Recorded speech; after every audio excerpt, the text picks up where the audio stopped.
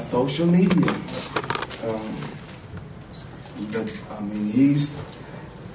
I'm still a huge name. To be a living legend in the sport, to be an icon in the sport, and just like what's going on in all sports, I was the first one getting crazy. When we talk about, well, you got a basketball contract, for instance, and you see a guy may get, I don't know, what's a certain number? Like $150 million contract. $150 million contract or a $200-something million contract over some years. I think I'm the first athlete to get $300 million in 36 minutes. So, I got I'm capable of doing that again. But it's all just timing. It's really all about timing, and you guys, you yourself, and all the different writers, but you one of the main writers from ESPN, Dan Raphael, and all you guys just covering me throughout the years. This didn't just happen. We talking about before social media got huge. I was big. I was big, just what I do every day when I think about my career. When I used to go watch Mike Tyson fight, and the fans know me and they take pictures with me. But when they get to a point to where, because when I wake up in the morning, I'm just gonna be honest, when I wake up in the morning, I forget that I'm famous. So I say, oh yeah, today gonna be a good day. I'm just gonna walk downstairs and just walk downstairs and go eat. I forget it. And they said, you can't go downstairs. And then I gotta call security, and gotta call 6, 7, 8 security, come meet me downstairs. I be wanna, sometimes we ask for certain things that we really don't want. But I also have to say that this is what I signed up for. And when I signed up for it, I must give you guys 100%. Today, it was a show. Now, one other question for you. You came out of retirement for this fight, and you said all along that this was the only fight that you wanted. It wasn't like you were going to go fight one of the other champions. Are you one and done? Are you back in retirement when this is over? I gave Al Haymon my word. I shook his hand, gave him a hug. I promised him, I gave him my word. And he said, son, you don't want for nothing.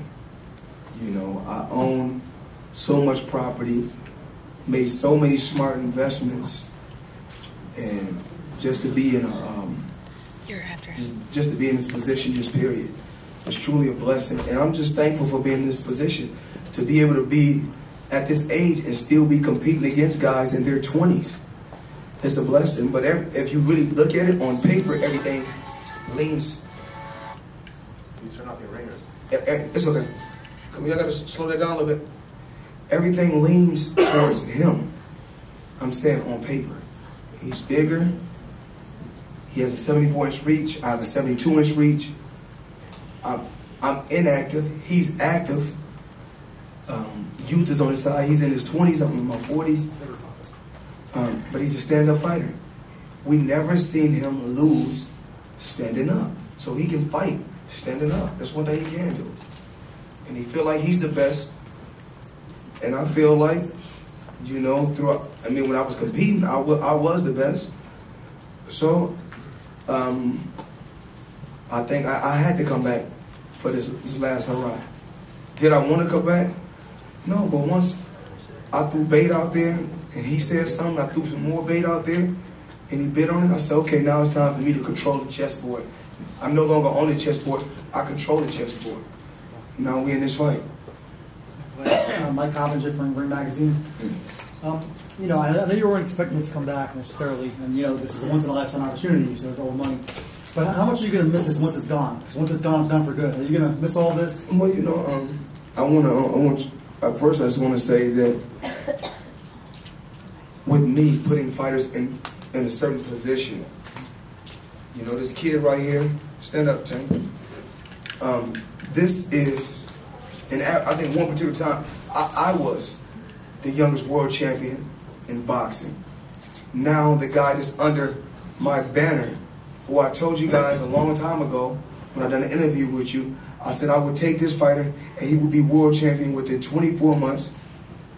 This is the youngest world champion in boxing, and this is the next pay-per-view superstar.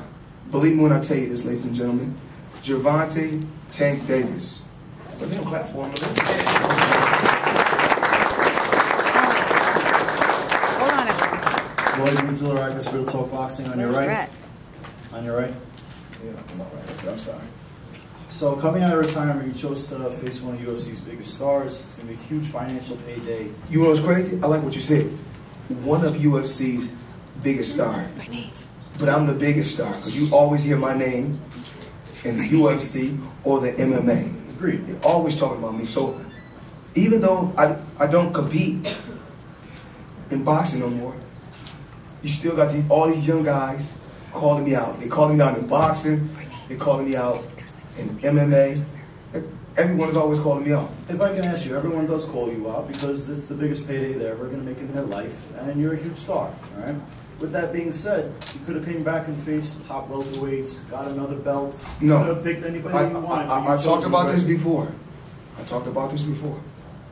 I come in and take my hat off to all those young champions. This move that I made right here is not on the chessboard. It's controlling the chessboard. I can easily fight any fighter, anybody. I can fight one of you guys and make 35 million. But why do that? Capture another belt. Legacy. My legacy my legacy is already set, my man. Okay. I don't need to do that. Mike, Dan, you think I need to do that? This business move that I made right here is unbelievable. They're gonna talk about this business move at Harvard. Wait, Mike has one more They're question. gonna talk about this business move at Harvard.